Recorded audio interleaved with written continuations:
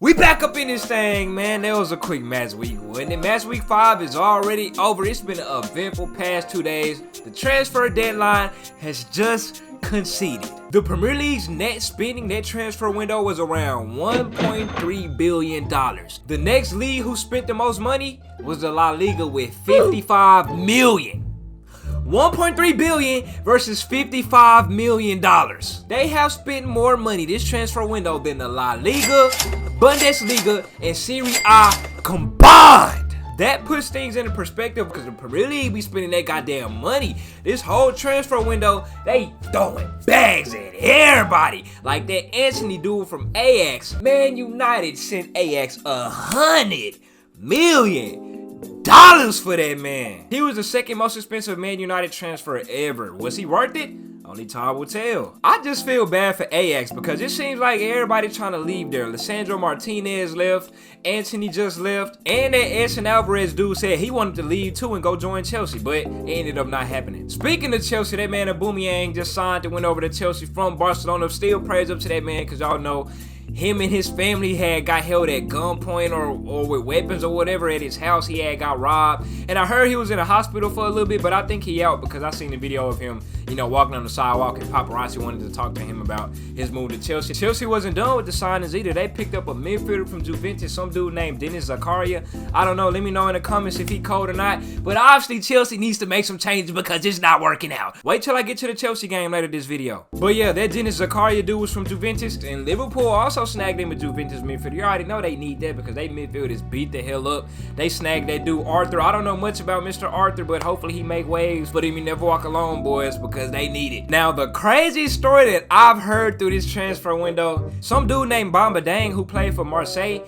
he verbally agreed to go to Leeds, right? He at the airport, then OG Nice is on the phone with his manager, and I think he rejected Leeds, or Leeds rescinded their offer because he was go join OG Nice or something like that. He goes to OG Nice to take his medical exam, and he ends up failing that hole. So now that man has to stay at Marseille. You did all of that. You verbally agreed to Leeds, and then you change your mind and say you're going to OG Nice. Then you fail your medical, and now you gotta stay at Marseille. That's a whole L for Mr. Bamba Dang right there, bro. But hey, at least he get to stay in Marseille and play some Champions League football, man. And I don't know if y'all heard, but King James invested some guap into AC Milan, making him a 2-club investor, which is Liverpool and AC Milan. And to make things better, my United States men's national team, dog, my starting right back, Mr. Serginho Dest, who used to play for Barcelona loaned that man to AC Milan, so y'all already know I gotta go for them. I definitely gotta tune in and check some games, and hopefully my boy Serginho Dest ball out. I might give me a jersey because I rock with AC Milan kids. You get what I'm saying? Hopefully he go over there and ball out, get some playing time, and get in form and get in shape for the World Cup, bro. And now, the first game that I am fixed to start off with for the Premier League match week 5 is Chelsea versus them Saints, boys. Free my boy Christian Pulisic out of goddamn Chelsea. Albeit, he did not have a good game when he got subbed in the last 20 minutes of the game. I already know y'all finna be in the comments. Bro, he played bad. What do you think is gonna happen when you take a left winger, throw him on the other side of the field, and play him at right wing back? What do you think is gonna happen? And you expect him to produce like that? Bro, come on, y'all setting my boy up for failure. And now it's a lot of fake outrage on Twitter because Christian walked straight off the field after the game instead of doing those little weak ass claps to the fans. Man, forget them claps. We just lost and I'm mad and I want to leave and y'all don't want to let me leave. I'm a left winger. Y'all playing me at right wing back. Man, get me the hell out of here. I already know everybody in the comments, no, bro, Christian is just so bad, bro. He's not a good player. Mason Mount and Kai Havertz has combined for 777 minutes this Premier League season. How many goals and assists do you think they've contributed to? 0. 777 combined Premier League minutes, and they combined for 0 goddamn goals. So before you speak on Christian, you gotta speak on Mason Mount. You gotta speak on Kai Havertz. I don't know, maybe it's the system. Blame Tuchel, I don't know. Look at Timo Werner. Timo Werner just dropped a hat trick for RB Leipzig the other day. He left Chelsea, now he dropping hat tricks. It's the system, bro. Get Christian out of there, man. So Raheem Sterling opened up the game with the first goal in the 23rd minute, and then Southampton struck back 5 minutes later, oh, young buck Romeo Lavia with an outside the BG, becoming the first player born in 2004 to score in the Premier League, man. Shout out young buck Romeo Lavia. And them Saints boys wasn't done scoring that half either. Adam Armstrong was open as hell in the middle of the box, and them Southampton boys got them a clinical ass goal to take the lead. And Adam having scored in 22 games. That goal ended his 22-game goal drought for his first goal in 2022. The second half, Chelsea damn near had 95% possession time, and they could not get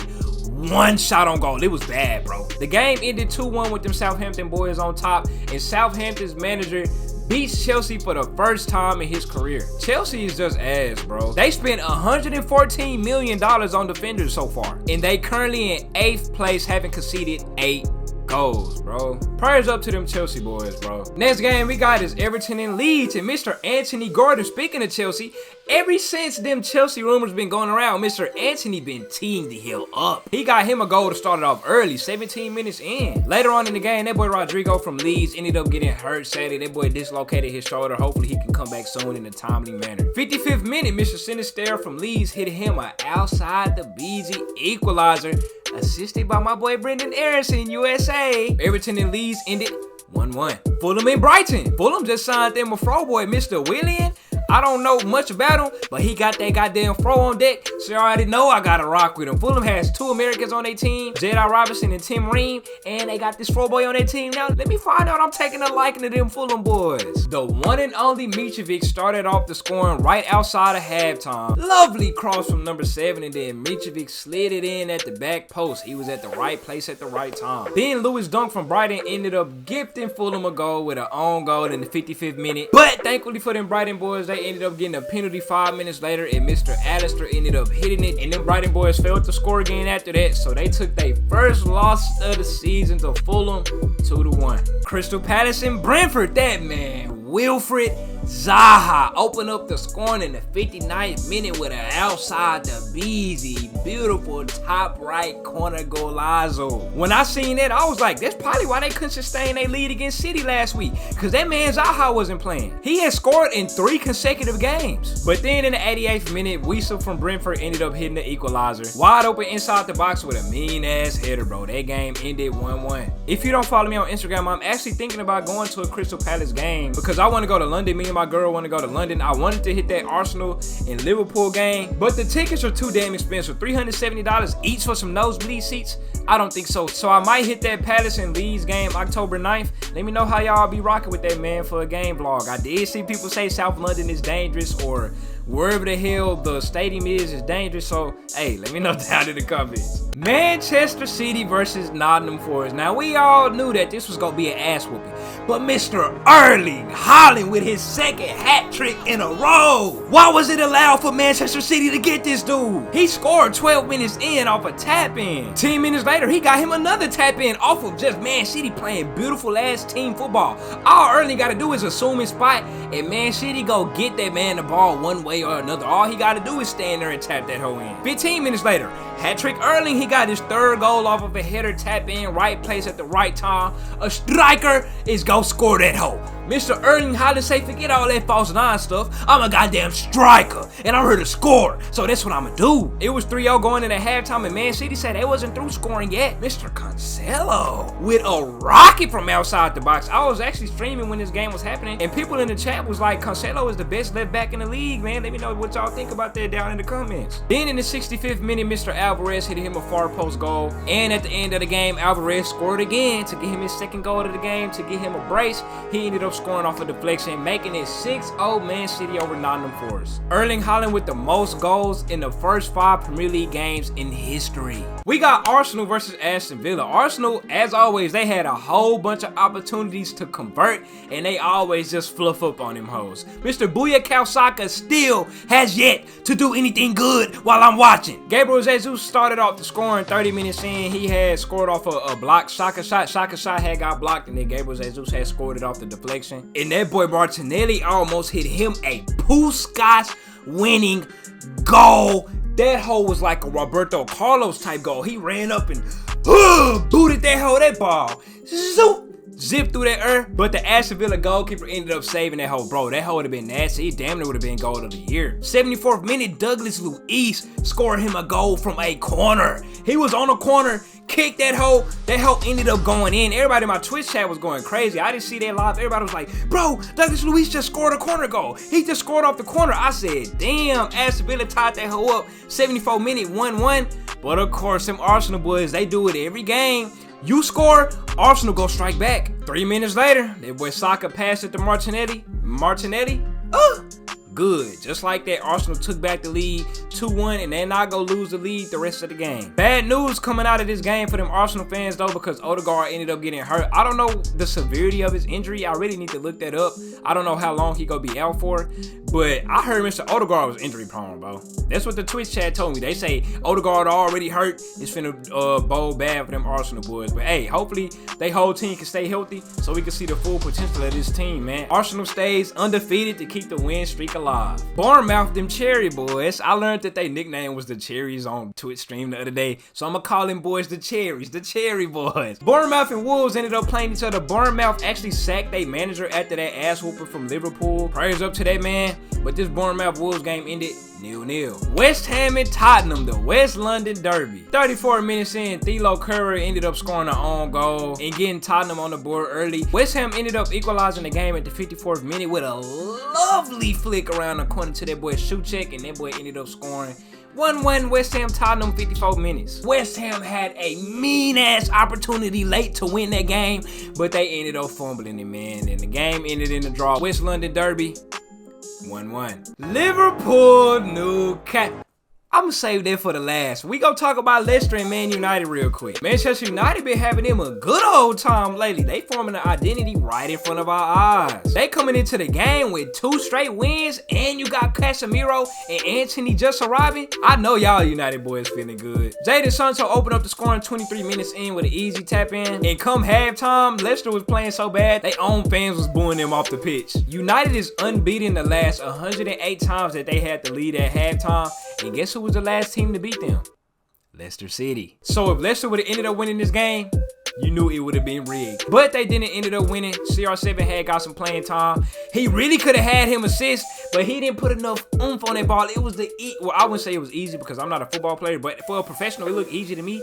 It was the easiest like touch to the middle to pass to your bro, but he ain't put enough oomph on the ball. So Cristiano fumbled the assist, and he also could have had him a nice ass bicycle kick, but he just straight up missed that one. 5 games without a win for Leicester, and that's 3 straight wins for the Manchester United boys, man. And now, Liverpool versus Newcastle. If you want to see my live reaction to the video, it's on my channel right now, bro.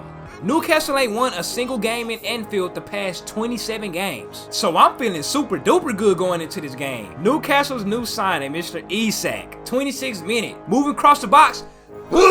Damn, okay, this Isak dude's kind of seemed cold-blooded. And I'm like, bro, Liverpool, what are we doing? This is just not finna be the year. Not too long after that, Isak ended up going on a run, and then he dropped 2 people this time and ended up scoring. But thankfully, the goal got called back for offsides. I was so thankful. I was like, yes, that's going to help us in the long run. Second half of the game in the 61st minute, my boy Mo Salah to Roberto Firmino inside the box to get him a goal. That Bournemouth done lit a fire under that boy Roberto, the fountain of youth. The game was tied 1-1, and you just knew every bone in your body that them Newcastle boys was finna park the bus and do all the time wasting in the world, and that's exactly what they did. Everybody catching cramps. The goalkeeper is on the ground for a minute, 30 seconds. They kicking the ball away. The 95 minute mark hits, and I'm sitting there like, damn, the ref not gonna blow the whistle? 96 minutes. Damn, the ref still ain't blew the whistle. Newcastle runs all the way downfield for their chance, and then we get the ball back. I'm like, surely the ref is about to blow the whistle. The ref didn't blow not a goddamn thing. We go down there, we on the run. Mohamed Salah get the ball. Boom, Liverpool got them a corner. I'm like, please hit it.